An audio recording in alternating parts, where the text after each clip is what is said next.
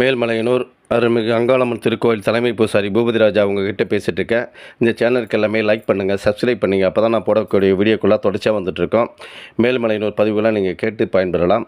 உலகம் பிறக்கும் முன் ஒரு நாழி முன் பிறந்தால், கலியுகம் பிறக்கும் முன் கால் நாழி முன் பிறந்தால், சூரியன் சந்திரன் இல்லாத நாட்டிலே முந்தி பிறந்தால், மூவரை ஈண்டெடுத்தால், செத்து பிழைத்தால், சிவனுக்கே பாரியானால், மாண்டு பிழைத்தால், மறுரூபமான மாயசக்தி எங்கள் ஆதிசக்தி எங்கள் அங்காள பரமேஸ்வரி.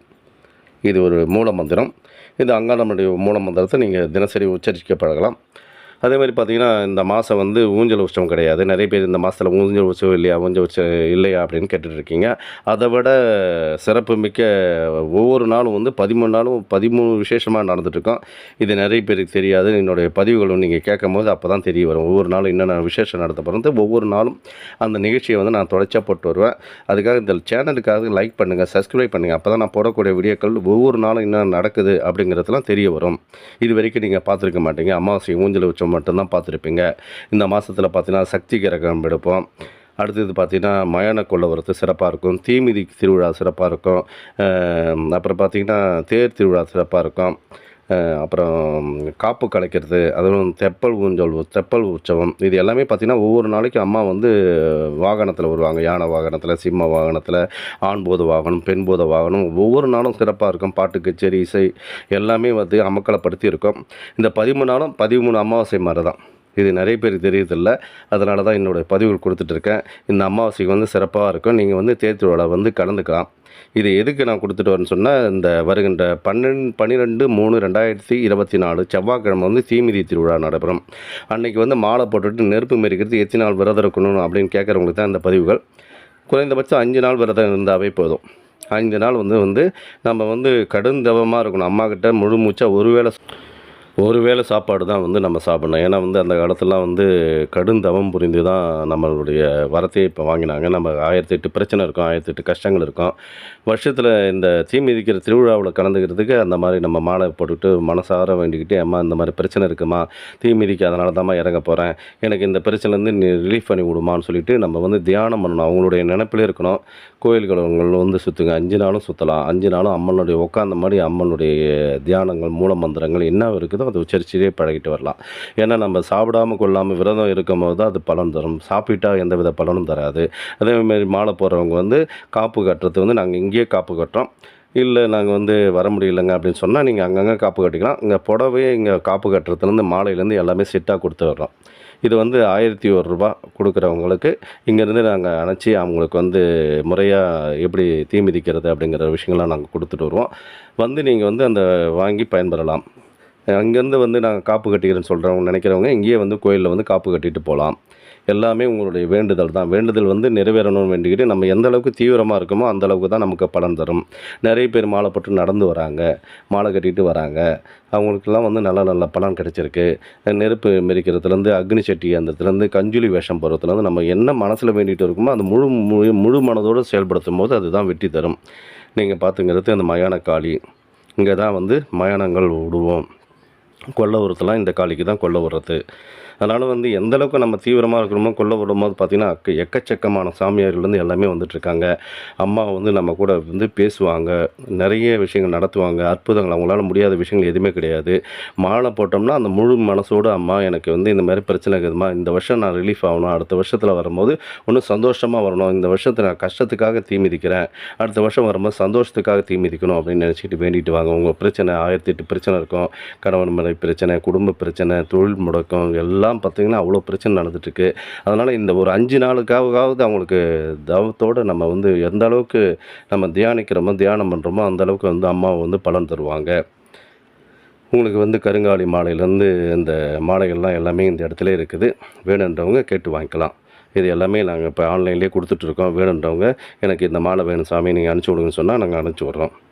அதான் நீங்கள் பார்த்துட்ருக்கீங்க. அம்மா ஆடி ஒவ்வொருத்தரும் இந்த வேஷம் பூத்திக்கிட்டு ஆடிட்டு வருவாங்க தேர் திருவிழாவுக்கு. அது ஃபேமஸாக இருந்துகிட்ருக்கோம். சாமிக்கு பாருங்கள், அங்கேருந்து சாமியை இங்கே எடுத்துன்னு இங்கேருந்தே ஜோடித்து இங்கேருந்து எடுத்துன்னு போகிறாங்க பாருங்கள். அதே மாதிரி தான் ஏன்னா இது சக்தி, அது நம்ம சக்தியின் முதல் பீடம். 51 சக்தி பீடத்தில் முதல் சக்தி பீடமே இதுதான். அதனால் இந்த இடத்துல வந்து அம்மாவை குளிர வச்சு இங்கேருந்து சாமியை வர வச்சு இங்கேருந்து இட்டுன்னு போவாங்க. அதுதான் நீங்கள் பார்த்துட்ருக்கீங்க.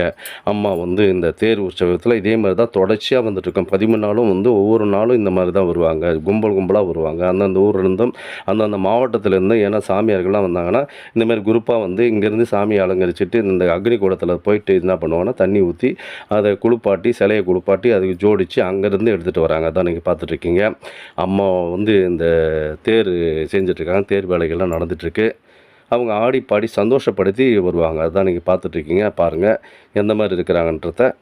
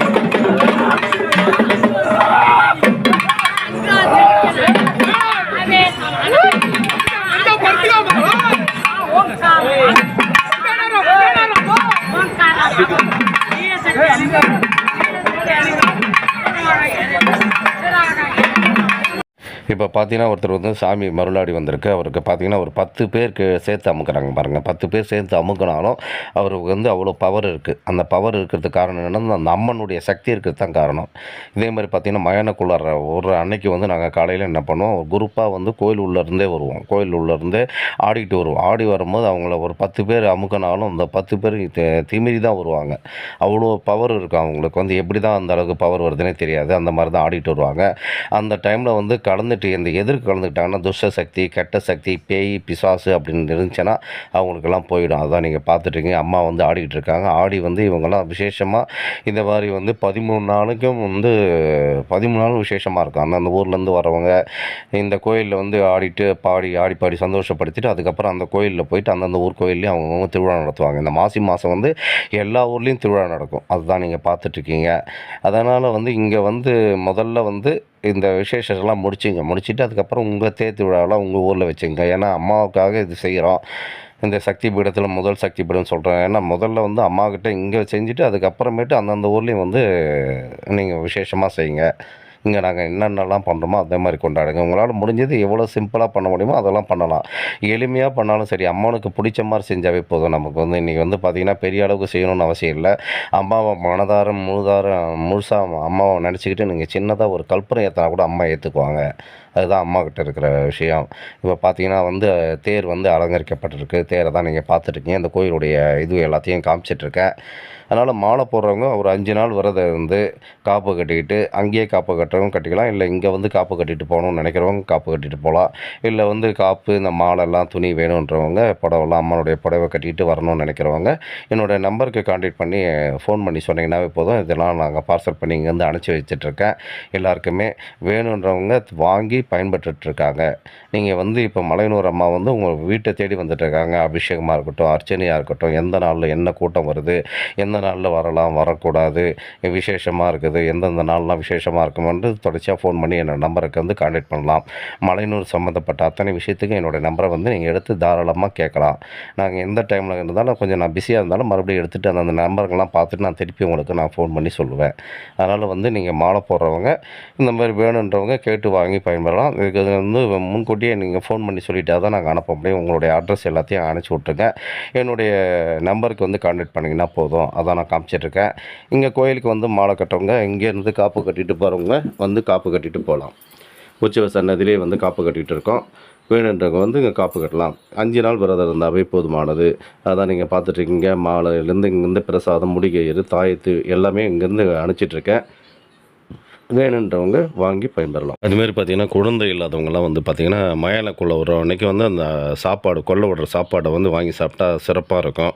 இந்த வருஷமாவது அம்மனை வேண்டிக்கிட்டு, அம்மா நான் இந்த சாப்பாடு சாப்பிட்றேம்மா, அடுத்த வருஷமாவது நான் குழந்தையோட வரணுமா, வந்தால் இடைக்கிடை போடுறேன், காணிக்கை போடுறேன், உனக்கு வந்து அன்னதானங்கள் போடுறேம்மான்னு சொல்லிட்டு வேண்டிக்குங்க. அடுத்தது பார்த்திங்கன்னா கும்பங்கொட்டுற அன்னைக்கு காப்பு கலைக்கிற அன்னைக்கு பார்த்திங்கன்னா லிங்காபிஷேகம் மாதிரி செஞ்சு அந்த அன்னாபிஷேகம் அந்த சாப்பாட்லேயே அந்த லிங்கத்தை செஞ்சு அதுக்கு மேலே வந்து கருவாடு முட்டை இது எல்லாத்தையும் வச்சு படைப்போம். இது ஏன்னு கேட்டிங்கன்னா அம்மா வந்து பர்வதராஜகுல மீனத்தில் பிறந்திருக்காங்க. அவர் வந்து சைவம், அவங்க அசைவம் ரெண்டும் ஒன்று கலக்கிற மாதிரி செஞ்சுருப்போம். அது வந்து இப்போ பார்த்திங்கன்னா சிறப்பாக இருக்கும். மயிலக்குள்ளே வர்ற மாதிரியே இருக்கும். அப்பயும் அந்த சாப்பாடு வாங்கி சாப்பிட்லாம். குழந்தை இல்லாதவங்கலாம் வாங்கி சாப்பிட்லாம். அதனால் என்னோடய சேனலுக்காக லைக் பண்ணுங்கள், சப்ஸ்கிரைப் பண்ணுங்கள். அப்போ தான் நான் போடக்கூடிய வீடியோக்கெல்லாம் தொடர்ச்சியாக வந்திருக்கும். நன்றி, வணக்கம். மேல்மலை தலைமை குருக்கள் பூபதி ராஜா.